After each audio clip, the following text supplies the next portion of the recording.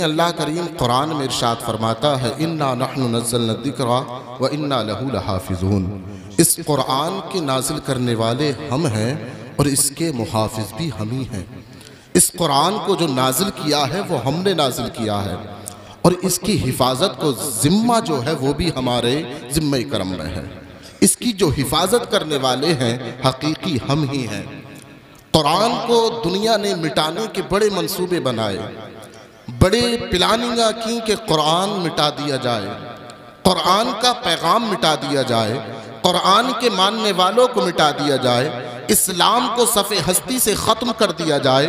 لیکن تاریخ شاہد ہے جن لوگوں نے قرآن اور اسلام کو مٹانا چاہا ہے صف ہستی سے انہیں مٹا دیا گیا ہے۔ قرآن کل بھی زندہ تھا، قرآن آج بھی زندہ ہے، اور قرآن صبح قیامت تک زندہ رہے گا۔ اسلام کل بھی زندہ تھا، اسلام آج بھی زندہ ہے، اسلام صبح قیامت تک زندہ رہے گا۔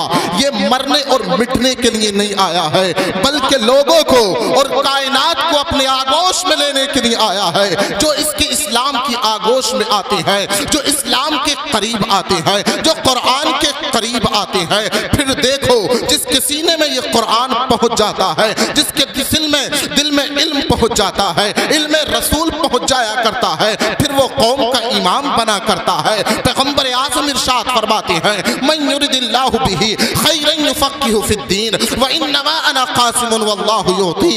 اللہ جس سے بھلائی کا ارادہ فرماتا ہے اسے دین کی سمجھ دے دیا کرتا ہے، اسے علم دیا کرتا ہے، اسے علم دیتا ہے، اسے قرآن دیا کرتا ہے۔ اور حدیث پاک کا آخری ٹکڑا ہے وانما انا قاسم واللہ یعطی، اللہ مجھے عطا کرتا ہے، میں لوگوں میں تقسیم کیا کرتا ہوں۔ اب اگر فضل چاہیے تو نبی کے در پر آنا ہوگا، علم چاہیے نبی کے در پر آنا ہوگا، عظمتیں چاہیے نبی کے در پر آنا ہوگا، شان چاہیے نبی کے در پر آنا ہوگا، عظمتیں چاہیے نبی کے در پر آنا ہوگا، قرآن چاہیے نبی کے در پر آنا ہوگا، رفعتیں چاہیے نبی کے در پر آنا ہوگا، بلندیاں چاہیے نبی کے در پر آنا ہوگا، شان و شوکت چاہیے نبی کے در پر آنا ہوگا۔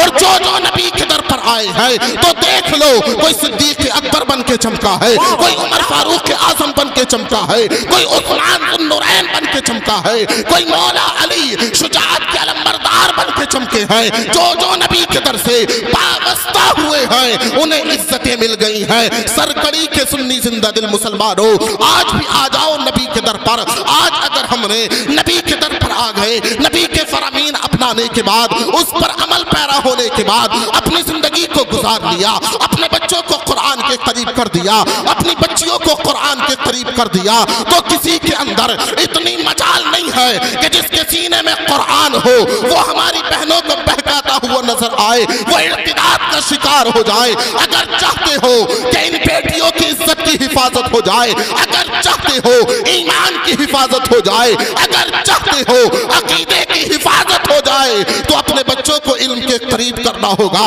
اپنے بچوں کو مدرسوں کے قریب کرنا ہوگا۔ مدرسوں کی بغاوت کر کے اس دنیا سے مت جانا، مدرسوں کی مخالفت کر کے کبھی اس دنیا سے مت جانا، ائمہ کرام کی مخالفت کر کے کبھی اس دنیا سے مت جانا۔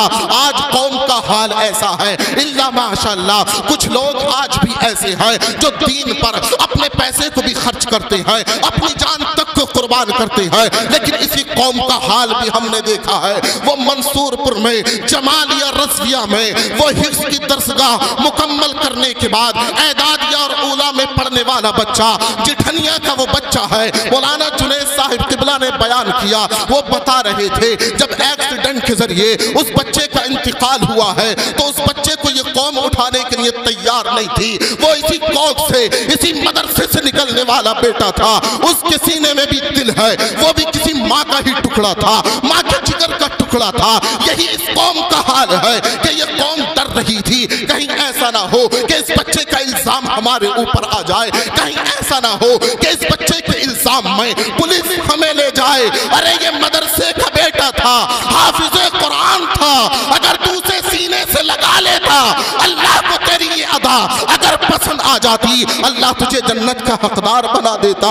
لیکن میری قوم نے اس بچے کے तमाशे को देखा, यही हुफ्फाज़ किराम है, यही आलिम दीन है, यही मौलाना जुनैद और मौलाना फैजान रजा वाहिदी है, जो अपने सीने से उस बच्चे को लगाकर रामपुर तक लेकर के गए और आगे तक लेकर के गए, लेकिन वो बच्चा खुदा का करना बच न सका। हाफिज़ कुरान था, बड़ी अच्छी आवाज का मालिक था, लेकिन ऐ मेरी कौम, मैं तुझसे कहना चाहता हूँ, मैं पूछना चाहता हूँ, मुसलमान देख करके उस बच्चे को नजरअंदाज कर रहे थे, कहीं हम पर इल्जाम ना लगा दिया जाए, कहीं हमें इसका यानी कि हम पर इसका इल्जाम ना लग जाए। अरे कौम को होना तो ये चाहिए था कि ये हमारे मदरसे में पढ़ने वाला बेटा है, इसके लिए हम अपनी जान तक कुर्बान कर देंगे, इसके लिए अपना पैसा कुर्बान कर देंगे, अपनी जान कुर्बान कर देंगे, इसलिए कि जिसके सीने में कुरान हुआ करता है वो कौम का इमाम हुआ करता है। कौम का इमाम, नारे रिसालत,